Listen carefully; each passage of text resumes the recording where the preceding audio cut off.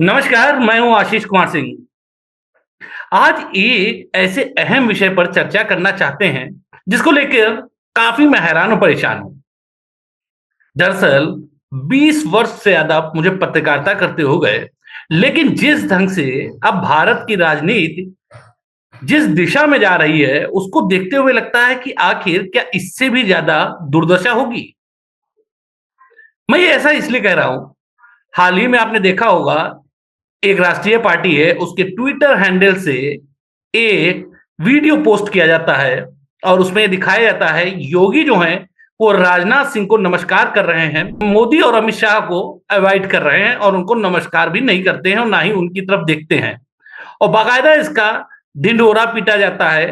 हर तरह social media पर इस पर तरह-तरह की प्रतिक्रियाएँ दी जाती हैं, लेकिन बाद में पता चलता है कि फ़ोटोशॉप का कमाल था, ऐसा कुछ नहीं था।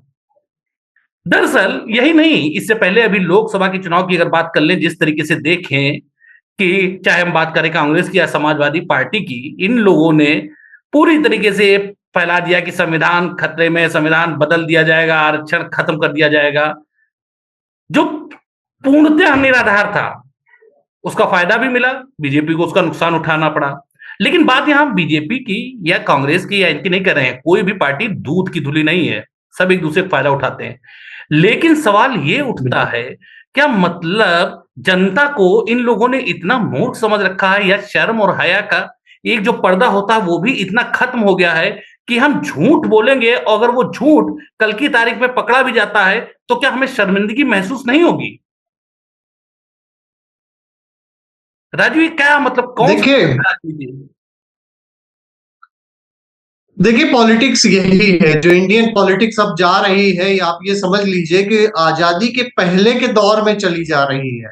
अब रिफॉर्म्स की बात होनी चाहिए और कितना मतलब दुख का विषय है कि एक तरफ अमृत काल मनाया जा रहा है 75 इयर्स ऑफ इंडिपेंडेंस के बाद में, जहां अचीवमेंट्स की बात होनी चाहिए, आज भी वही दलित पिछड़ा और इसकी बात हो रही है। आज भी बताया जा रहा है कि दबे कुचले लोग हैं। इतने साल हो गए आजादी के, जिसको दबा कुचला पिछड़ा बताया जाता है, आज पता चलता है कि उसमें कई सारे आईएएस निकल गए, बड़े-बड़े नेता हो गए, अरबपति खरबपति हो गए, बड़े-बड़े इंडस्ट्रीज हो गए, लेकिन आज भी खुद वो अपने को पिछड़ा कहते हैं। कितनी विडंबना है ये कि अपने को पिछड़ा कहने में उनको कतई शर्म नहीं लगती है। अखिलेश यादव पिछड़ों के नेता माने जाते हैं। केशव मौर्य झंडा अलग उठाए हुए हैं, क्योंकि वो पिछड़े के नेता माने जाते हैं। अरे कब तक अगला अगड़ा पिछड़ा यही सब करते रहोगे? और यही कारण रहता है कि जो हमारा सुपर ब्रेन होता है, वो इंडिया ही छोड़ देता है। आईआईटी और आईआईएम के आप आंकड़े उठा के देख लीजिए, मोस्टली लोग बाहर चले जाते हैं। वो कहाँ अगड़ा पिछड़ा ये सब देखते रहेंगे? पॉलिटिक्स इतनी ज्यादा ऐसी होगी, जातीय उसकी जनगणना की बात हो रही है। कास्टिज्म कब खत्म होगा आखिर?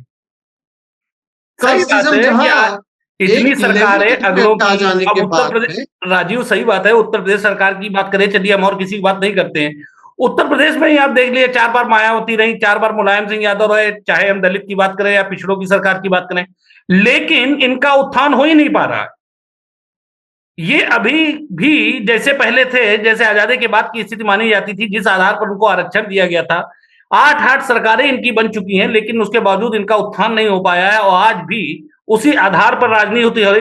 और यही वजह है, मुझको लगता है कि इन लोगों की इतनी अपना हिम्मत बढ़ चुकी है, तो इन्हें मालूम है कि चुनाव जो है, वो विकास के मुद्दे पर नहीं होना है, वो जाति के मुद्दे पर होना है, धर्म के मुद्दे पर होना है। तो ऐसी स्थिति में चाहे जितना भी झूठ बोलो, आखिर में जो वोटर है, वो जाति है, उसके आधार पर आएगा।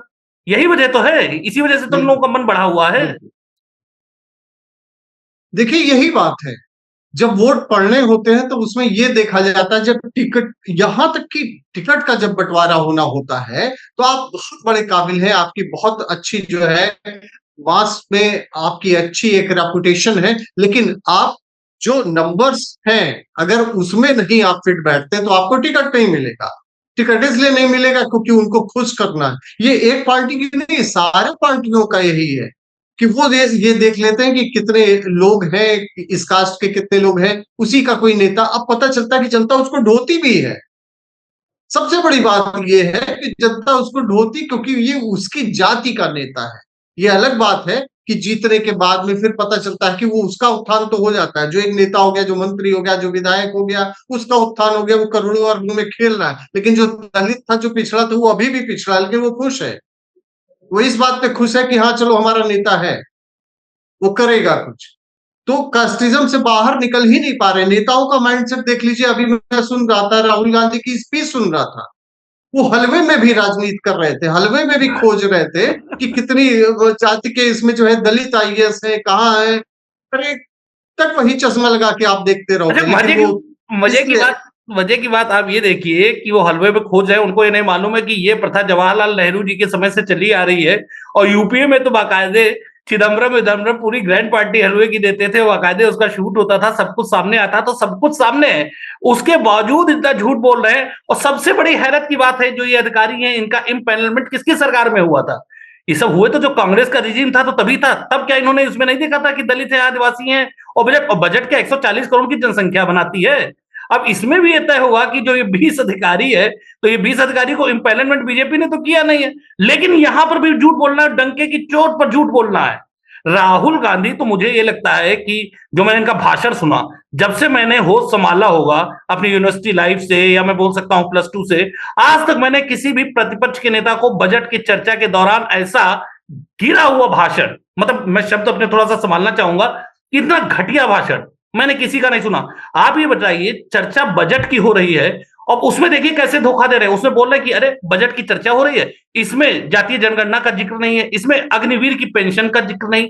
अरे भैया, अग्निवीर की पेंशन का जिक्र तो तब होगा जब अग्निवीर को पेंशन दी जाएगी। अब ऐसे तो आप ये कहने लगोगे अरे इसमें मनरेगा पेंशन की, मनरेगा के जो मनरेगा के जो मजदूर है उनकी पेंशन का प्रावधान नहीं। अरे जब उनको पेंशन मिलती ही नहीं तो उनको बजट में कहां रख देंगे? और बजट की चर्चा में जातीय जनगणना से क्या मतलब? लेकिन राहुल गांधी ठहरे, वो तो कुछ भी कर सकते, कुछ भी बोल सकते। नहीं, देखिए इसको दूसरे परसेप्शन में देखिए। ऐसा नहीं है कि उनको कुछ पता नहीं है, लेकिन उनको ये बड़ी भली भांति पता है कि हमारे क्या बोलने से क्या इम्पैक्ट होगा। उनको पता है कि आज भी वही अगड़ी पिछड़ी की राजनीति चल रही है। अगर हम इसमें दलित की और उसकी बात कर देंगे तो लोग खुश हो जाएंगे। लोग खुश होते हैं, वोट देते हैं, और इसीलिए वो इसी तरीके से बात करते हैं। और राहुल गांधी से अगर आप किसी बहुत उसकी उम्मीद करें, आपने ये देखा, देखिए कितनी अजीब बात है। अनुराग ठाकुर ने जब कहा जाति पूछ लिया तो इस पे बवाल हो गया। ठीक है, और एक तरफ आप जातिगत जनगणना की बात कर रहे हैं। ये तो खुद ही हाथ से ये सब समझ लीजिए कि पार्लियामेंट का जो सेशन होता है, जहां करोड़ों रुपए खर्च होते हैं उसके टेलीकास्ट होने में, सेशन को रन करने में, इनकी अगर सैलरी से काटा जाने लगे, इनके फंड से काटा जाने लगे, तो अभी ये केवल टू द पॉइंट बात करेंगे। लेकिन उनको पता है कि जितना हम हंगामा करेंगे ये टीवी पे दिखेगा, फिर ये होगा कि हमारी जाति के लोग, और ये बार बार ये कह रहे हैं कि हाँ भाई जो भी ऐसा बोलता है उसके खिलाफ बातें होने लगती है। जैसे ये बोल के हटे, अखिलेश यादव उठ खड़े हुए। खैर अखिलेश यादव का उठ खड़े होना ही था, क्योंकि वो भी वही राजनीति करते हैं। आप किसकी बात करते हैं? अब उसमें तो उनसे क्या उम्मीद आप कर सकते हैं? उसमें तो होड़ लगी हुई है कि भाई कौन इस समय पिछड़ों का बड़ा नेता है, दलित का खैर कौन है। लेकिन मजे की बात देखिए, राहुल गांधी राहुल गांधी को अगर आप लोकसभा में बजट चर्चा के दौरान देखें तो ऐसा लग रहा था कि जब वो उनको तो निर्मला सीतारमण जब हंसी, उस पर भी उनको ऑब्जेक्शन था। उसके बाद जब उन्होंने माथे पर सर रखा तो पूरी लोकसभा की चर्चा का सार समझ में आ गया था। मजे की बात देखिए, उनको उनकी जबान पर या तो अडानी और अंबानी, लेकिन हैरत की बात यह है अडानी अंबानी बने किसकी रिजिम में थे? इतने बड़े उद्योगपति क्या वो बीजेपी के शासनकाल में बन गए थे? उनके बनने में अगर उनका देखा जाए कि कब वो सबसे बड़े नहीं, उद्योगपति बने, तो आज कांग्रेस। भी जहां जहां कांग्रेस की सरकारें हैं, वहां भी तो उनकी फंडिंग है, वहां भी इंफ्रास्ट्रक्चर में बहुत बड़ा योगदान है।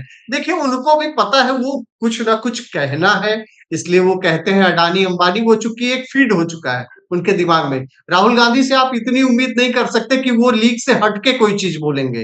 राहुल गांधी के दिमाग में जितनी चीजें फीड कर दी जाएगी बस वो उतना बोलेंगे, और हमेशा हंसी के पात्र बनते हैं। कोई भी पार्लियामेंट सेशन होता है उसके बाद में मीम्स की भरमार आ जाती है राहुल गांधी के ऊपर। अब आप एक बात बताइए, अगर निर्मला सीतारमण हंसने लगती, सिर अपना पकड़ लेती हैं, ये तो आम आदमी भी वही करता है। इसमें कौन सी बड़ी बात कही है? जब आप ऐसी बातें करेंगे, राहुल गांधी जैसा एक सबसे बड़ी पार्टी का नेता जो है इस तरीके से बातें करेगा, तो इसमें तो लोग हंसेंगे ही, सिर पीटेंगे ही अपना। लेकिन एक मजे की बात है, वाकई में इन लोगों ने, मतलब आप सोच लीजिए, आजादी के 75 साल हो गए हैं, 2024 चल रहा है, उसके बावजूद डंके की चोट पर इस तरीके से झूठ बोलते हैं राजीव। हंसी आती है कि मतलब इस जनता को इन लोगों ने समझ क्या लिया है, कि जनता को एकदम बेवकूफ समझ लिया है कि जो बोलेंगे वही जनता मानेगी। नहीं नहीं नहीं, यहाँ यहाँ एक चीज मैं क्लियर करना चाहूंगा। जनता का मतलब क्या है? जनता का मतलब एक वर्ग है अगड़ा, एक पिछड़ा, एक दलित। वो जिस जनता की बात करते हैं, वो उसी पैरामीटर में रह के बात करते हैं, जो उनकी बातों को सुनता है, जो उनको रहनुमा अपना समझता है। वो उनको समझा ले गए, खुश हो गए, उन्होंने बता दिया कि अगर ये जीत गए तो आरक्षण बदल देंगे और उसमें सब कुछ कर देंगे, इसका बीजेपी काट नहीं कर पाई तो खामियाजा भुगत ली। तो ऐसा नहीं है, नेता बड़ा चतुर होता है, उसको पता है कि हमारे क्या कहने से क्या इम्पैक्ट होना है। एक चीज उन्होंने कह दिया कि संविधान बदल देंगे, इसकी बात जो है काट नहीं पाई। ये तो सोशल मीडिया का आजकल जमाना है, कौन अपनी बातों को कितना वायरल करा पा तो रहा इसका है, मतलब है कि कितनी बीजेपी बातों को समझा पा बीजेपी रहा है। बीजेपी कहीं ना कहीं इनका काट नहीं कर पा रही है, इनका जो झूठ है उसको नहीं कर सामने पा नहीं ला रही। पा रही है। तो यहाँ पे तो बीजेपी की भी फेल्योरनेस मानी जाएगी।